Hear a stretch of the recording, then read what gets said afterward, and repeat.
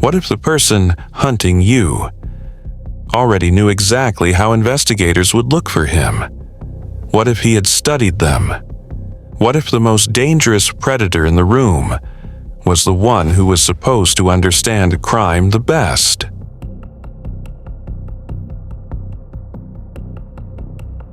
Moscow, Idaho.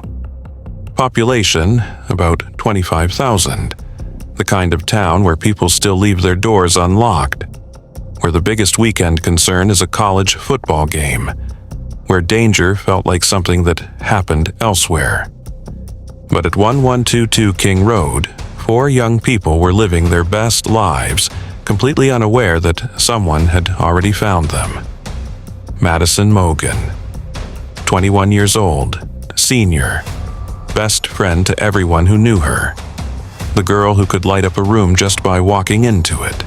Kaylee Goncalves, 21, sharp, ambitious, already planning her future. She and Madison had been best friends since childhood. Inseparable. Xana Kernodle, 20, sweet, funny, deeply loved.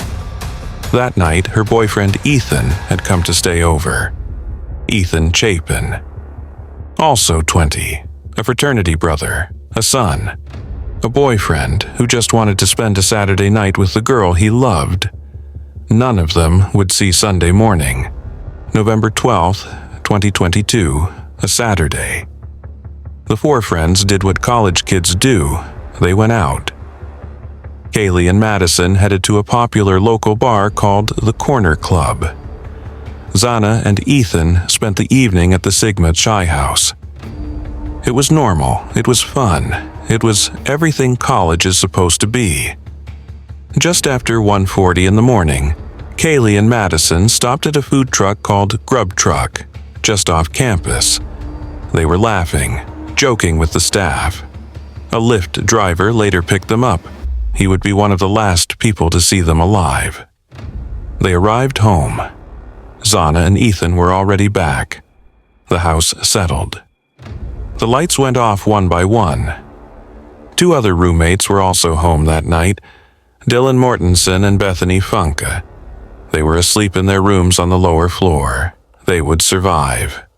At some point between 3 and 4 in the morning, while that house was completely silent, while 6 young people slept, a door opened. Someone came in. The morning of November 13th passed in an eerie quiet. Text messages went unanswered. Phone calls rang out. Friends who were supposed to meet up for brunch waited and waited. Nearly noon. A 911 call came in, initially reported as an unconscious person. Officers arrived at 1122 King Road expecting a medical situation. What they found was something else entirely. 4 young people, all in their beds, all killed with a fixed blade knife, with a ferocity that shook even seasoned law enforcement veterans. The Moscow Police Department, a force that had never investigated a homicide of this scale, suddenly found itself at the center of one of the most watched murder cases in American history. And somewhere in all the chaos, somewhere in the flood of media vans and press conferences and terrified students leaving campus, he was watching. In a case this brutal, you'd think there would be nothing left behind, no trace, no evidence. A ghost had done this. But that's not what investigators found. Beneath the body of one of the victims, crime scene technicians recovered something critical. A tan leather sheath. A sheath for a K-bar military-style fixed-blade knife. Stamped with the words K-bar USA. On that sheath, almost impossibly, almost like fate, was a single touch of biological material. DNA investigators submitted that DNA to the FBI. They ran it through national databases. Nothing matched. The DNA didn't belong to anyone in the system. It belonged to someone who had never been arrested, someone who had never left a trace until now. But DNA is patient. It waits. While the DNA sat in a lab, investigators were building another picture. And what that picture showed was deeply disturbing. Weeks before the murders, surveillance cameras across Moscow had captured a white Hyundai Elantra slowly cruising through the neighborhood around King Road. Not once, not twice, multiple times. This car didn't belong to anyone connected to the victims. It wasn't making deliveries, it wasn't lost, it was watching. On the night of the murders, cameras captured that same white Elantra in the area again, this time in the early morning hours, moving slowly, lights off, as if it didn't want to be seen. Investigators had their DNA. They had their car. Now they needed a name. 8 miles from the house on King Road, across the state border in Pullman, Washington, Washington State University was home to one of the most respected criminology programs in the Pacific Northwest. And enrolled in that program, pursuing a PhD in criminal justice, writing papers about the psychology of offenders, studying how killers are caught, learning the precise mechanics of criminal investigation, was Bryan Christopher Kohberger, 28 years old, from Albrightsville, Pennsylvania. Described by some as intense, intelligent, awkward, someone who was deeply, almost obsessively interested in the criminal mind. He had published academic research. He had assisted in criminology studies. He was, by every outward appearance, a serious scholar. He had even reached out to crime victims online to understand their experiences. Students on Reddit reported receiving messages from him asking about their criminal history and why they committed crimes. He wasn't just studying crime, he was rehearsing it. The weeks after the murders were agony for the families, for the town, for the country watching. The investigation seemed to be spinning with no public answers, and fear had gripped Moscow like a second winter. But behind closed doors, in conference rooms covered in evidence boards, investigators were quietly, methodically closing a trap. Cell phone data, one of the most powerful investigative tools in the modern era. Your phone pings cell towers constantly. It leaves a trail even when you think you're invisible. Records showed that a cell phone registered to Kohberger's account had pinged towers near the King Road house multiple times before the murders. He had driven by, surveilled the location, waited, planned. And on the night of November 12th into the 13th, his phone went dark, switched off, or left behind. He knew phones left trails. He had studied this. He thought he was smarter, but the towers still caught him leaving home and returning. Investigators needed more than circumstantial evidence. They needed to confirm the DNA, but they couldn't just walk up to a suspect and ask for his DNA. Not yet. They needed another way. So they waited. They watched. And when Bryan Kohberger discarded a bag of trash at his apartment complex, investigators retrieved it. Inside that trash bag, among the most ordinary debris of an ordinary life, food wrappers, discarded mail, investigators found biological material. They sent it to the lab. The DNA from the trash matched the DNA on the knife sheath found beneath the body of one of the victims. It was him. By late December, Bryan Kohberger had driven across the country, over 2,000 miles, to spend the holidays with his family in Pennsylvania. Whether he was running or genuinely visiting, we may never fully know. December 30th, 2022. Before sunrise, law enforcement, FBI, Pennsylvania State Police surrounded his parents' home.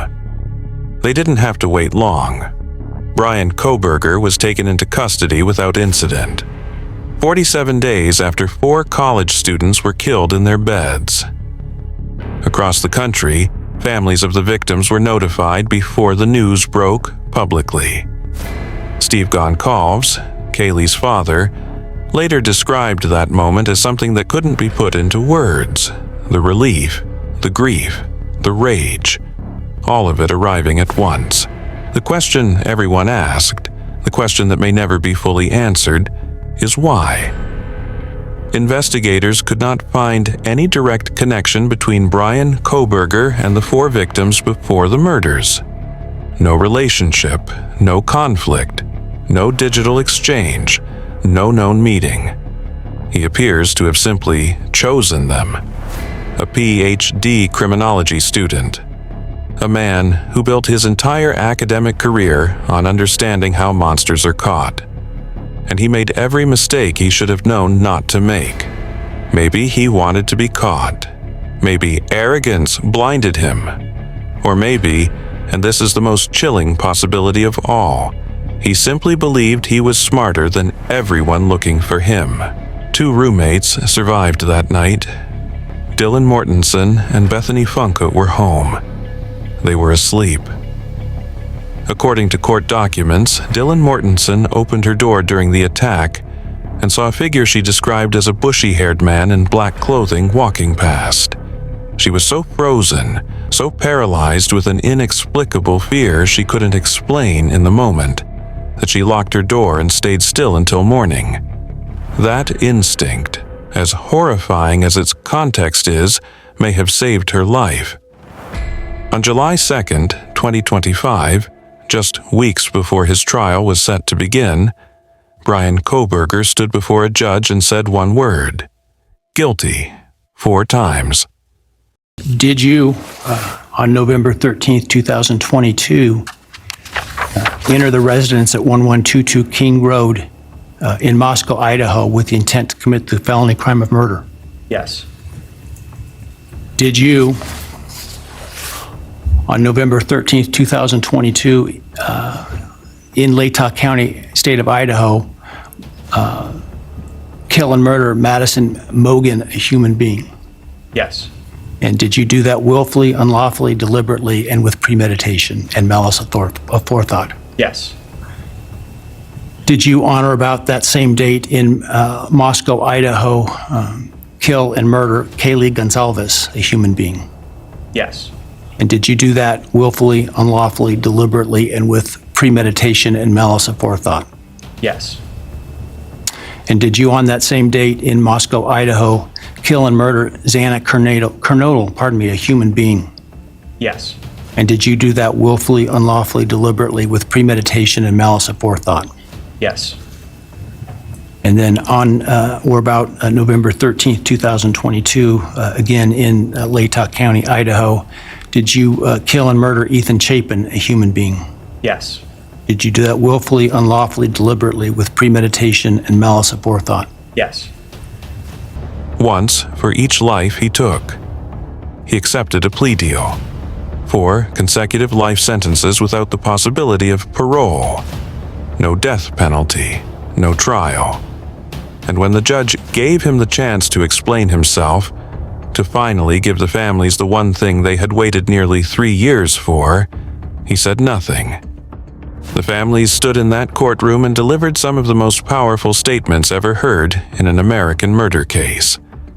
Kaylee's own sister looked him dead in the eyes and said, "No one is scared of you today. No one is impressed by you. No one thinks you're important." A man who studied the criminal mind, now locked inside one of Idaho's maximum security prisons. Forever. But Madison Mogen, Kaylee Goncalves, Xana Kernodle, Ethan Chapin, their names are not going anywhere.